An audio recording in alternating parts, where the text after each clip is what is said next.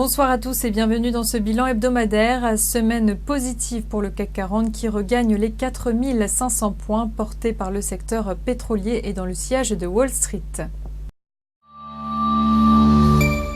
Belle semaine pour Lafarge Holcim. Les résultats semestriels du groupe ont été jugés convaincants, conduisant plusieurs analystes à revaloriser le dossier.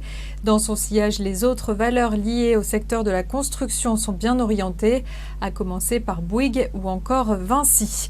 SFR Group a encore perdu des abonnés au deuxième trimestre. Le titre affiche pourtant un bilan positif sur les 5 derniers jours, les analystes jugeant tout de même les résultats meilleurs que prévus. Le secteur bancaire retrouve également du terrain. Jefferies a réitéré jeudi ses recommandations à l'achat sur Société Générale, Natixis et Crédit Agricole. En revanche, Sanofi cède autour d'1%. Le titre souffre de la polémique entourant son antiépileptique Dépakine. Selon le Canard enchaîné daté de mercredi, plus de 10 000 femmes enceintes auraient pris le traitement, alors que des risques pour le fœtus étaient connus. Les parapétrolières signent de copieux gains cette semaine. Vallourec en tête grâce à une recommandation favorable d'analystes.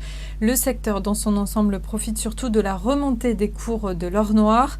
Sur les 5 derniers jours, le WTI et le Brent gagnent autour de 5%. Deux éléments majeurs ont favorisé cette remontée.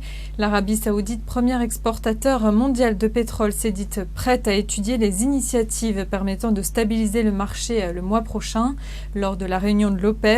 Et puis, selon l'Agence internationale de l'énergie, un rééquilibrage entre l'offre excédentaire et une demande à tonnes devrait s'amorcer au deuxième semestre de cette année. Le processus sera toutefois long et douloureux. C'est la fin de ce flash. Très bon week-end à tous. Votre prochain rendez-vous, c'est lundi à 9h30.